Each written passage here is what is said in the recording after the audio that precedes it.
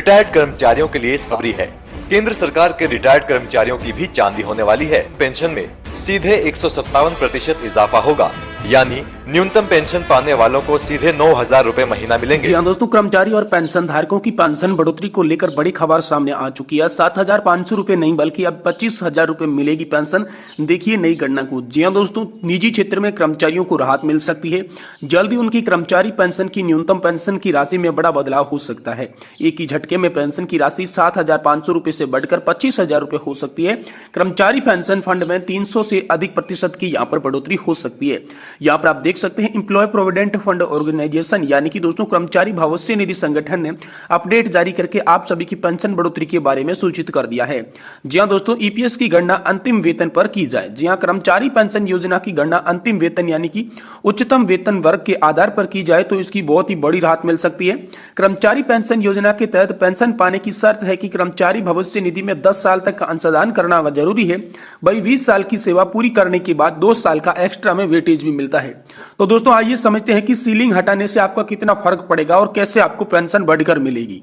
दोस्तों EPS pension पर 15,000 रूपए की है सीमा। जी हां दोस्तों, मौजूदा व्यवस्था के मुताबिक अगर कोई कर्मचारी 1 जनवरी 2022 से नौकरी कर रहा है और ये 15 साल की सेवा पूरी करने के बाद पेंशन लेना चाहता है तो उसकी कर्मचारी पेंशन योजना की गणना 15,000 रूपए पर ही होगी। कर्मचारी चाहे 20,000 रूपए मूल वेतन कमाता हो या फिर 30,000। सूत्र के अनुसार 15 वर्ष के कार्यकाल पूरा होने से कर्मचारी को 2 जनवरी 2037 से लगभग 3,000 रूपए की पेंशन मिलेगी।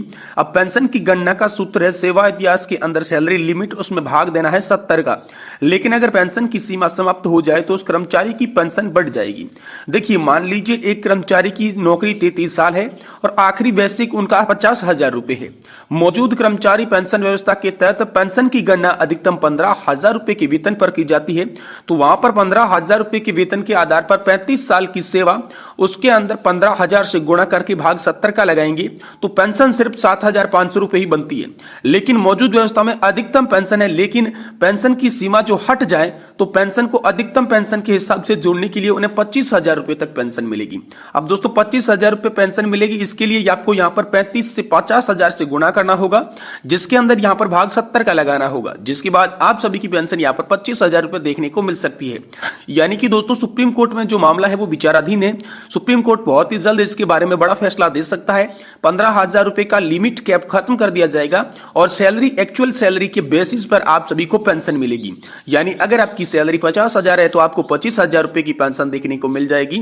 वहीं अगर आपकी सैलरी 30,000 है तो दोस्तों आपको 15,000 रूपए तक की पेंशन देखने को मिल सकती है। इस बारे में बड़े अपडेट निकलकर सामने आ रहे हैं।